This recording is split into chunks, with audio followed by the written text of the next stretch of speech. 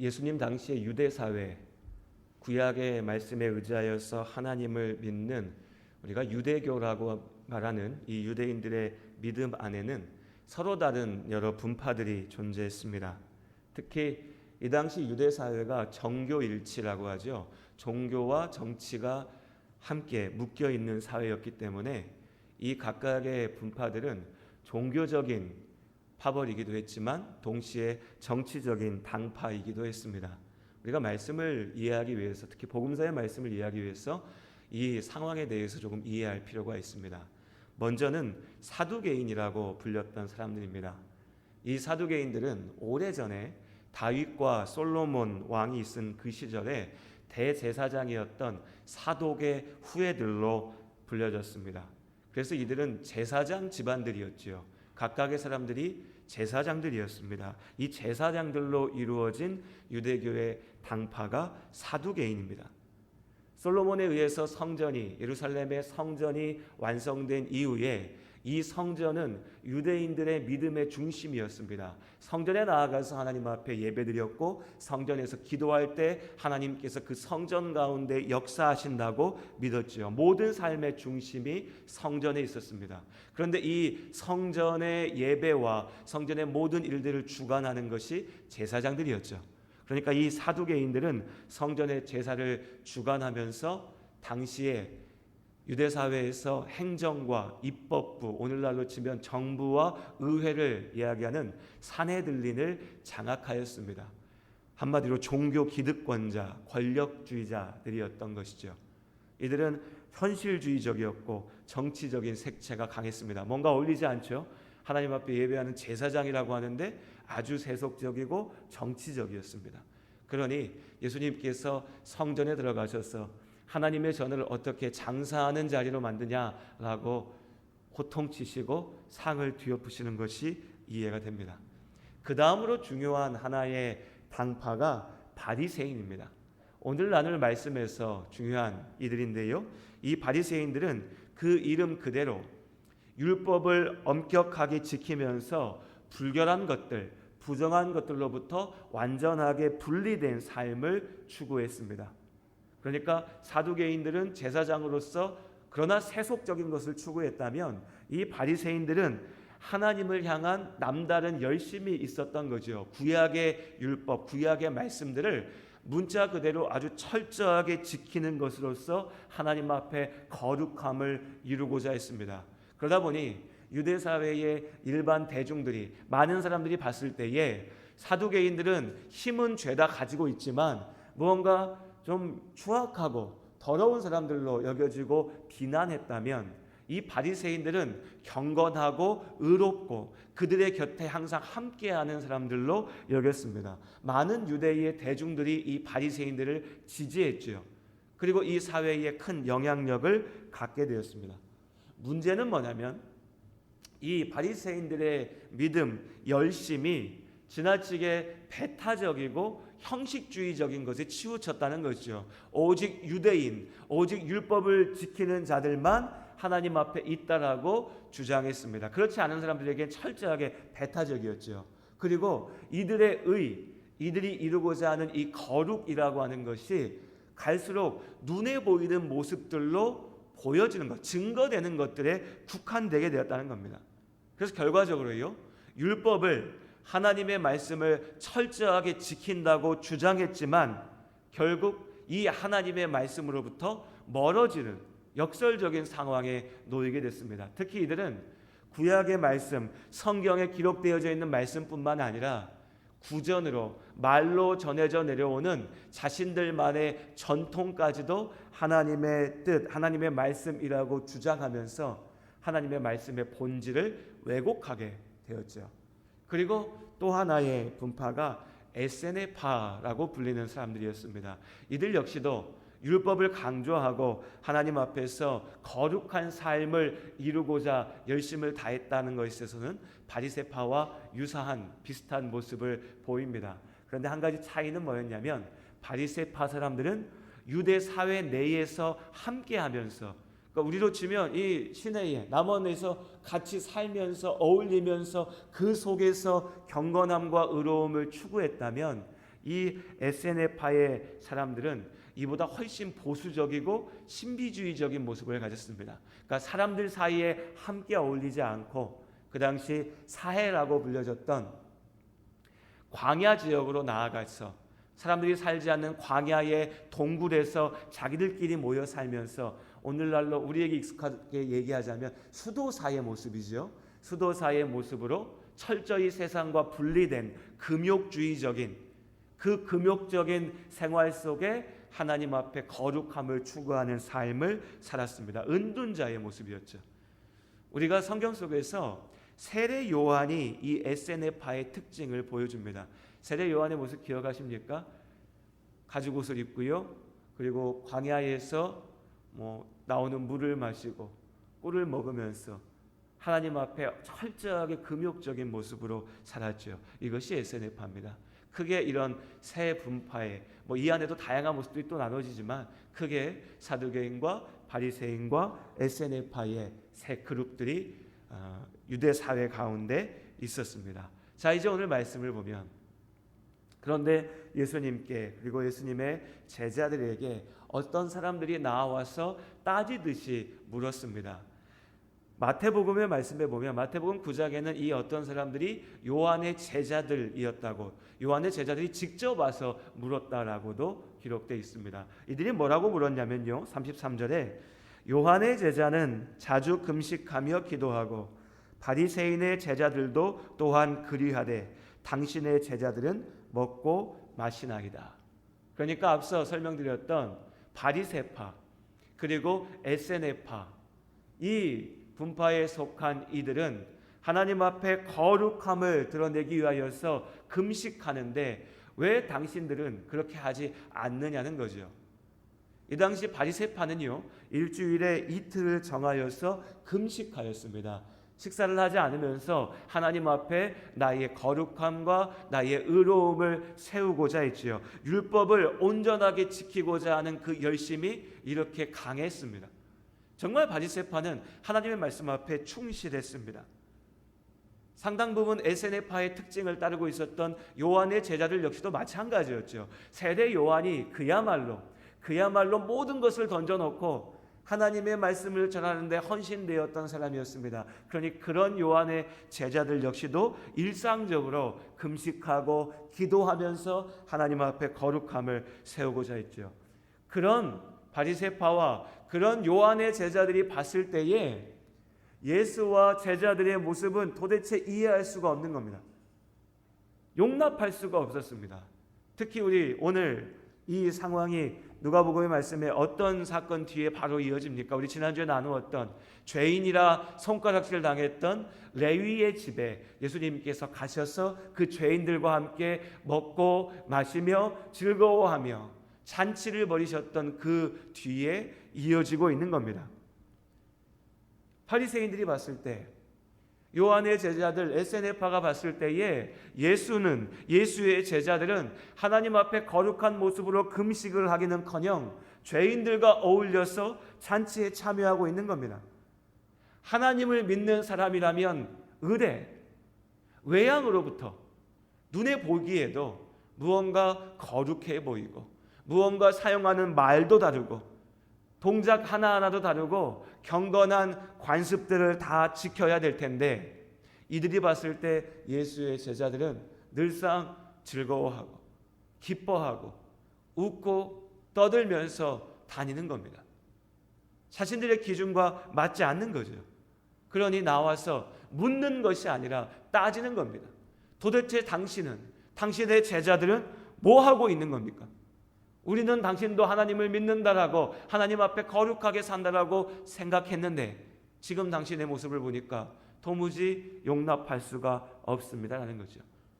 이어지는 6장의 말씀에 보면 예수님의 제자들과 바리새인들 사이에 또 다른 갈등이 등장합니다. 이번에는 안식일을 둘러싼 논쟁이었지요. 이때 바리새인들이 문제 삼았던 것은 예수님의 제자들이 예수님과 함께 길을 가다가 특별히 안식일에 밀밭 사이를 지나가다가요 손에 잡히는 곡식 밀의 열매를 잡고 손으로 비벼서 손 비비면 어떻게 됩니까? 껍질을 벗기는 거죠. 껍질을 벗겨가지고 그 알맹이를, 알곡들을 먹였다는 겁니다.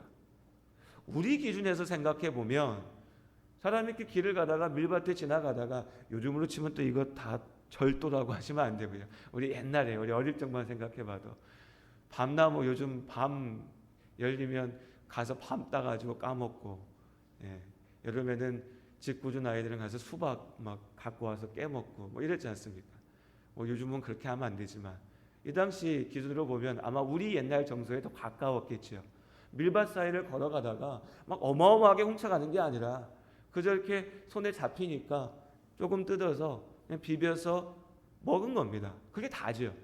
이게 뭐가 문제인가 싶지만 유대인들의 기준에 봤을 때 이 제자들의 행동은 추수입니다. 추수. 추수한 거예요. 요즘으로 치면 기계 끌고 가가지고 별을 치고 탈곡한 것과 다를 바가 없는 일로 여긴 겁니다. 자, 그러면 추수가 문제냐? 아니죠. 그런데 이 추수를 안식일에 했다는 것이 문제입니다. 안식일에는 일을 하면 안 되는데 일을 했다는 거죠. 어떻게 안식일에 일할 수 있느냐? 예수 당신도 하나님의 말씀을 전하는 자라고 얘기하는데, 그렇다면 당신의 제자들이 이 안식일을 어기는 것을 왜 두고 보고 있느냐라고 불평하고 비난하는 겁니다. 여기서 그치지 않았습니다. 또 다른 안식일에 일어난 일이 오늘 누가복음 6장 6절 이하의 말씀에 기록되고 있습니다. 여기서는 예수님께서 하신 일 그 자체가 문제가 됐죠. 예수님께서 회당에 나가셨습니다. 그리고 그 회당에, 우리로 치면 예배당에서 말씀을 전하셨습니다. 그런데 그 예배당 안에, 회당 안에 손 마른 사람이 있었습니다. 정확히 어떤 병인지 우리가 알지 못하겠습니다. 그런데 이 사람의 어떤 증상이, 눈에 보이는 모습이 오른손이 말라붙어서 사용하지 못했던 것 같습니다. 고통스러운 질병이죠.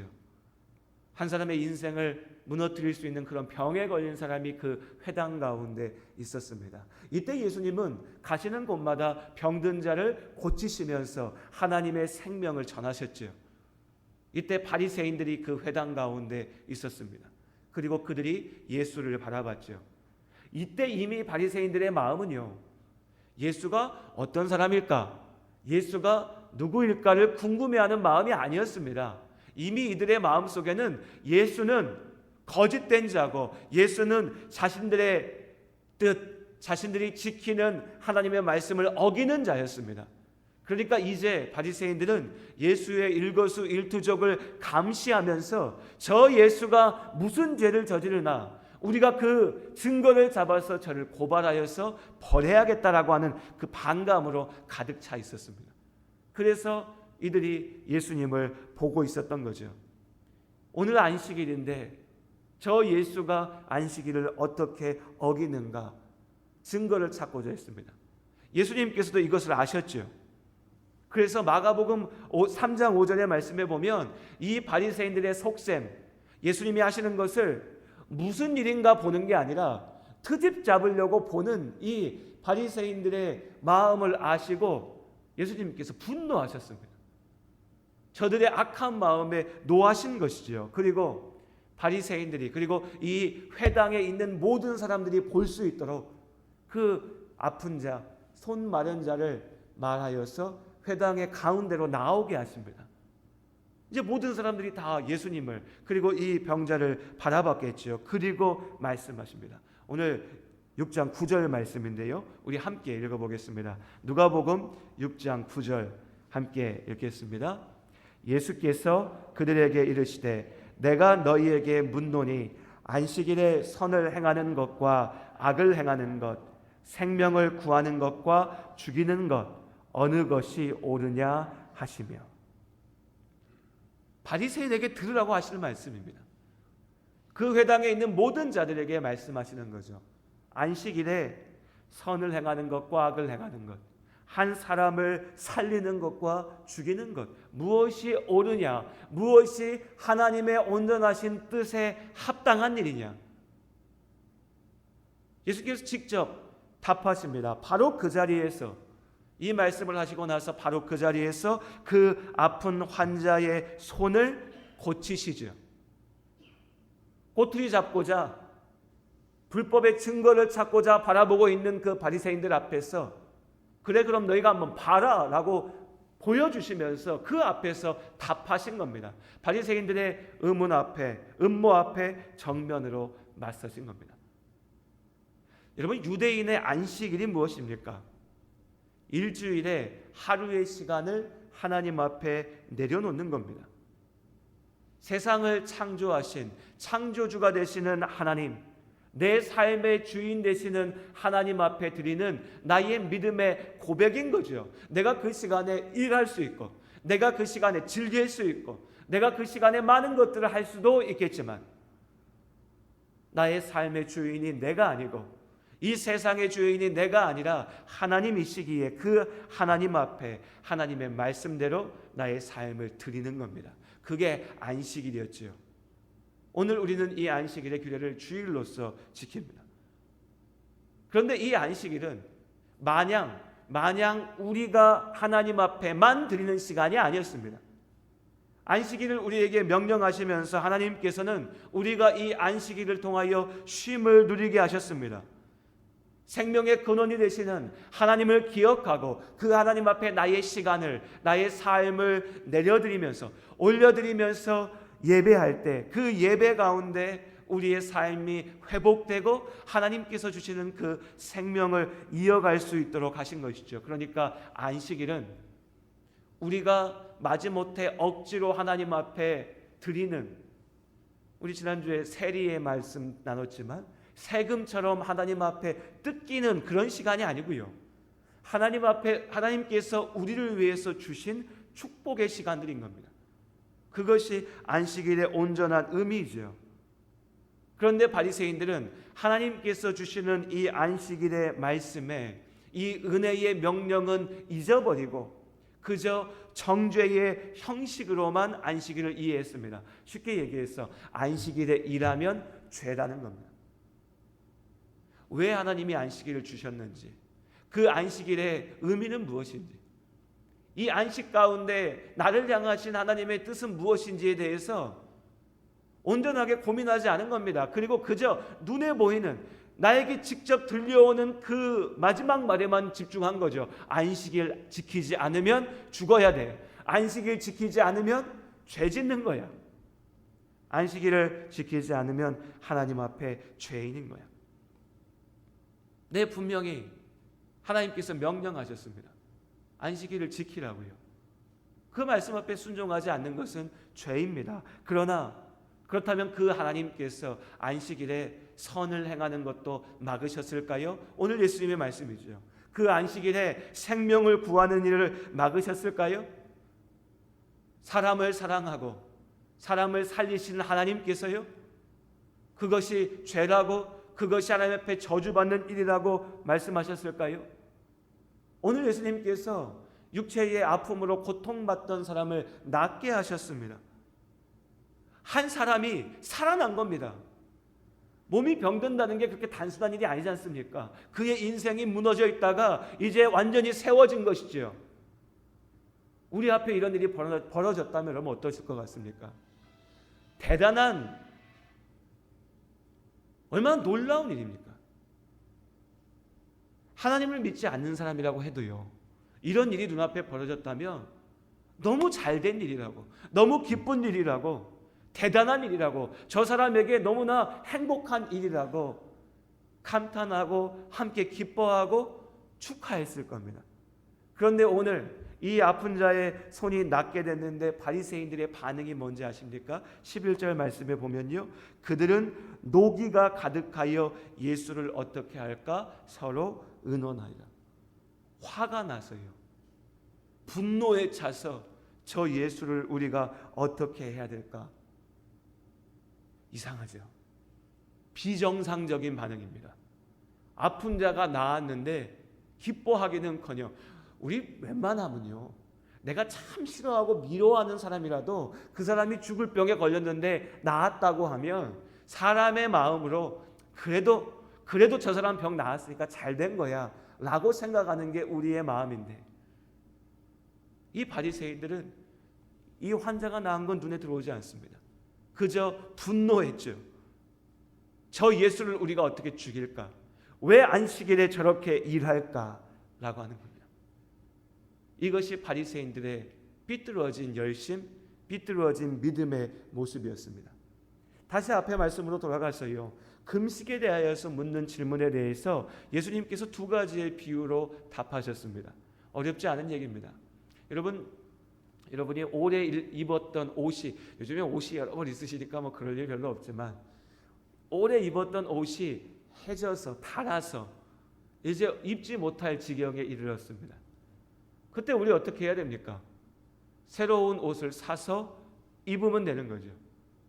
그런데 어떤 사람이 내가 오래 입던 옷이 해졌으니까 이제 새로운 옷을 사서 그 새로운 옷의 부분을 오려서, 팔 뒤꿈치가 해졌으니까 새 옷을 사서 팔 뒤꿈치를 잘라내서 여기다 갖다 붙이고, 옷의 자락이 망가졌으니까 그 자락을 사서 잘라내서 붙이고, 이런 사람이 있을까요? 없을 겁니다. 이상한 사람이죠. 정신 나간 사람입니다. 누구도 그렇게 하지 않을 겁니다. 누구도 그렇게 하지 않을 겁니다. 이어지는 새 포도주와 새 부대의 비유도 마찬가지입니다. 우리에게는 조금 낯설지만요, 이 당시 문화 속에서 포도주를 부대에 담는다는 건 아주 익숙한 일이었죠. 그런데 새로 담근 포도주를, 과실주를 부대에 담아 놓으면 이 과실주가 발효되겠죠. 발효되니까 팽창하게 됩니다. 그런데 오래 썼던 낡은 부대에 이 새로 담근 발효주를 넣어놓으면 발효돼서 팽창하다가 이 부대가 이것을 감당하지 못하고 터져버리죠. 그러니 새로 담근 포도주는 새 가죽 부대에 담아놔야 이 가죽이라고 하는 게 함께 늘어날 수 있지 않습니까? 그러니까 이 포도주가 팽창해서 늘어날 때 이 부대도 함께 늘어나서 포도주를 잘 담아놓을 수 있는 가죽 부대가 되는 것이죠. 예수님의 이 비유의 말씀들은 구약 율법의 한계와 복음의 역할에 대해서 말하고 있는 겁니다. 모세를 통해서 하나님께서 주신 구약의 율법들은 마치 어린 아이들에게 가르치는 초등 교사와 같은 역할을 하였습니다. 이 구약의 말씀들 역시도 하나님의 사랑과 하나님의 공의를 선포하였지요. 하나님께 예배드리는, 하나님의 말씀 앞에 온전하게 순종해야 된다는 것을 마치 우리가 어린아이들을 교육하듯이, 때로는 너 잘하면 내가 과자 줄게, 사탕 줄게 라고 하는 것처럼 어르고 달랬고, 또 때로는 너 제대로 안 해?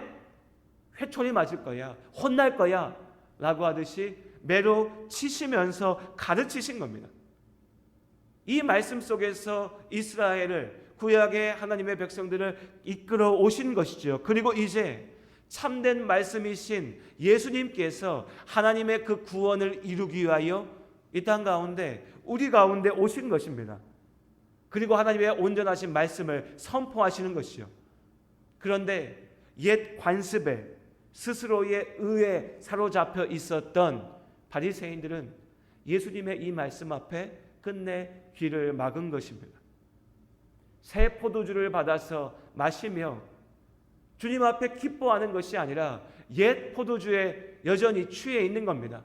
그래서 그 새 포도주를 새로운 부대에 담으려 하는 것이 아니라 그저 자신들이 가지고 있었던 옛날 것만을 고수했던 것이지요. 그렇게 그들은 하나님을 향해서 열심을 낸다고 했지만 정작 하나님의 말씀 앞에 귀를 닫고 등을 돌리고 자신들만의 길을 걸어갔던 겁니다.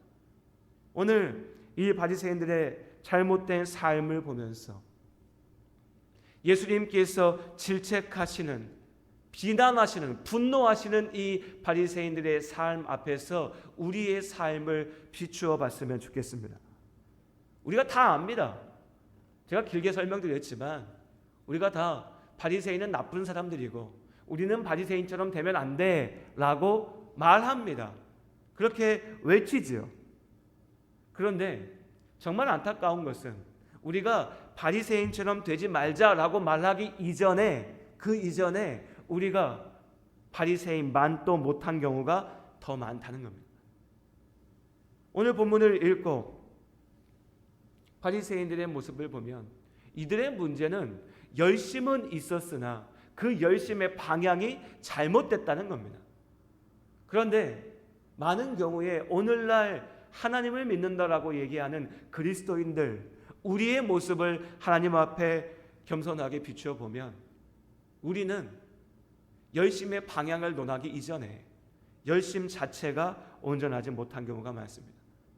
그런데도 오늘 이런 말씀을 가져다가 야, 우리가 바리새인처럼 살면 안 돼, 우리가 형식에 구애되면 안 돼 라고 얘기하면서 나의 방종을, 나의 게으름을, 나의 믿음 없음을 주장하는, 증거하는 이유로 삼습니다. 전혀 잘못된 방향이죠. 그래서 우리가 먼저 이것을 기억해야 됩니다. 바리새인들의 삶이요, 잘못됐습니다. 그런데 그들은 최소한의 열심은 있었습니다. 우리가 그들만한 열심조차도 없다면 하나님 앞에 하나님, 바리새인들 죄인이죠, 우리는 그렇지 않아요 라고 얘기할 자격이 없는 겁니다. 우리는 열심 없어야 되는 것이 아니라 우리의 열심이 있으나 그 방향이 바리새인들과 달라야 되는 것이죠.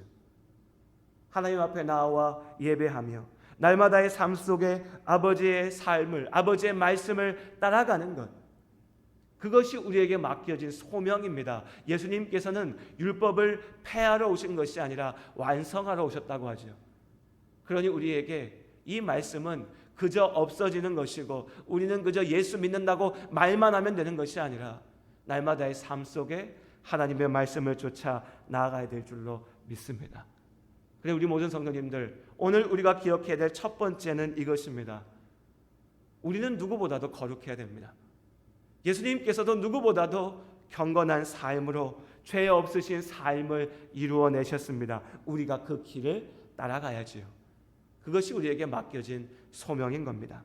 그리고 이제 보다 구체적으로 바리새인의 모습을 우리의 삶 속에 비추어 보자면, 먼저 특히 오랜 생활, 신앙생활 해오신, 오랜 시간 동안 신앙생활 해오신 우리 성도님들께 우리가 기억했으면 합니다. 저도 마찬가지죠.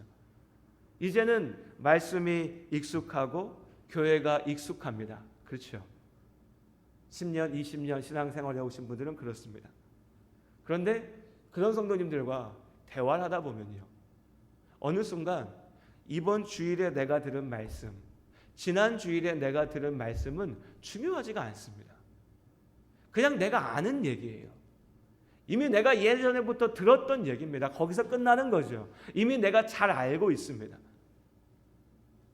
이미 나의 기준이 있는 겁니다. 물론 이 기준들, 이 틀, 이 믿음의 모습이 하나님의 말씀 앞에 온전하게 잘 세워진 틀이라면 이처럼 복된 것이 없습니다. 그렇죠? 날마다의 삶을 살아가면서 하나님께서 주신 그 기준대로 내가 살아갈 수 있는 준비가 되어 있는 거니까요. 그런데 때로, 아니 생각보다 참 많은 경우에 우리는 하나님의 말씀을 있는 그대로 듣는 게 아니라 내가 그 하나님의 말씀 위에 덧칠합니다. 내가 편한 대로, 내가 할 수 있는 대로, 내 모습 그대로 자꾸 이 말씀을 내 식으로 해석해냅니다. 그래서 내가 더 잘할 수 있는 것, 내 입맛에 맞는 것은 더 내 입맛대로 주장하고, 내 기준에 맞지 않는 것, 내가 지키기 어려운 것, 나에게 거리끼는 것은 자꾸 피하고 가볍게 여기고 없는 것처럼 생각하려고 하는 거죠. 그렇게 내 모양의 하나님의 말씀을 만들어내는 겁니다. 바리새인들처럼요. 그런데 이 시간이라고 하는 것이 나에게 무기가 되었어. 내가 이렇게 오랜 생활, 신앙생활 했는데, 내가 이렇게 오랜 생활 말씀 들었는데 새롭게 들어오는 말씀은 쳐내버립니다. 그렇게 우리가 바리새인의 잘못 가운데 함께 빠져가는 것이죠. 저도 마찬가지입니다. 목사도 마찬가지죠. 우리 모두가 이 도전, 이 시험 앞에 서 있는 겁니다. 오늘 예수님께서 이 바리새인들의 모습을 보면서 분노하십니다. 복음서 읽어보십시오. 예수님께서 제일 미워하시는 모습이 이 바리새인들의 모습입니다. 우리가 더욱 깨어서 경계해야 될 것도 이 모습입니다. 우리 모든 성도님들 잊지 마시기 바랍니다. 나도, 내가 바리새인처럼 예수님께 미움받을 수 있습니다. 내가 예수님께서 그렇게 미워하신 바리새인처럼 지금 살고 있는지도 모릅니다. 그러니 우리는 날마다 깨어서 기도해야 됩니다. 날마다 말씀 앞에 정말 어린아이와 같은 마음으로 나가야 됩니다. 내가 아는 말씀이다라는 게 아니라 오늘 주신 이 말씀을 내가 다시 한번 붙잡고 그 말씀에 내 삶을 부딪혀야 됩니다. 그렇게 날마다 깨어지고 날마다 새롭게 세워질 때, 그렇게 날마다 새로운 부대 가운데 주의 주신 그 복음의 말씀을 담아낼 때 내가 하나님 앞에 참으로 살아있는 생명으로, 살아있는 주님의 백성으로 인정받을 줄로 믿습니다. 무엇보다도 예수 안에 사는 삶은 새로운 부대 가운데 담긴 새로운 포도주의 삶이어야 됩니다. 오늘 바리새인들은요, 말씀의 본질을 잊어버리고 자신들이 스스로 옳다라고 인정했던 관습과 열심을 쫓아갔습니다. 내 아집을 놓지 못한 거죠. 내 고집을 붙잡고 나아간 겁니다. 그래서 결국 그 잘못된 열심으로 하나님 앞에 맞서는 죄를 저지르게 됐습니다. 예수를 믿는다라고 하는 것은 이 하나님의 구원의 계획, 복음의 말씀을 알고, 내가 제대로 알고 그 말씀을 믿고 그 말씀대로 살아가는 거죠. 우리 다 아시는 말씀입니다. 거듭남이라고 하는 표현대로 이 말씀을, 하나님의 말씀을 알고 믿고 산다는 것은 완전히 다시 태어난 것과 같은 다른 삶의 모습으로 보여져야 됩니다. 세상을 쫓아가던 이들의 삶의 길과 전혀 다른 방향으로 나아가야 되는 것이죠. 그런데 내 안에, 내 삶 안에 주님의 그 복음의 말씀, 새로운 포도주가 들어왔는데 나는 여전히 옛 부대, 낡아버린 가죽 부대, 이제 새로운 것을 받아들일 수 없는 그 기준대로, 죄악된 모습대로만 머물러 있다면 우리는 그 말씀을 받아들이고 소화시켜서 내 것으로 만들지 못하고 그냥 터져버립니다. 흘려보내버리는 거죠. 여전히 나는 낡은 모습으로, 찢어진 모습으로 남아있는 겁니다. 위선적인, 입으로만 하나님을 말하지 정작 나의 삶은 죄악으로 가득 찬 모습에 머물러 있는 것이죠. 이전의 잘못된 사고방식들, 세상의 기준을 쫓아갔던 그 행실들을 놓아버리지 못한다면, 떨쳐버리지 못하면 입으로 아무리 복음을 말해도 나는 여전히 하나님 앞에 온전한 모습일 수가 없는 겁니다. 그러니 여러분, 우리가 왜 내 삶이 여전히 답답하고 바뀌어지지 않고 새로워지지 않는가 한탄만 할 것이 아니라 날마다의 삶 속에 작은 것들 하나하나로부터 내 삶을 새롭게 쌓아가야 되는 겁니다. 손 놓고 가만히 있는 게 아니라, 그러면서 손 놓고 가만히 게으른 마음으로 주여 주여 입으로만 이야기하는 게 아니라 내 삶을 하나님 앞에 하나하나 회복해 가야 되는 것이죠. 그렇게 믿음으로 도전할 때 낡은 부대를 던져버리고 하나님께서 주시는 새로운 부대로 나의 삶을 거듭남으로 세워갈 때 예수님께서 우리 가운데 주신 그 성령 하나님께서 우리를 새로운 삶으로 인도하시는 능력으로 지키실 줄로 믿습니다. 그렇게 우리가 바리새인의 삶을 떨쳐내고 예수님의 제자로서 참된 삶을 살아낼 수 있기를 오늘 말씀 가운데 함께 기억합니다. 기도하시겠습니다.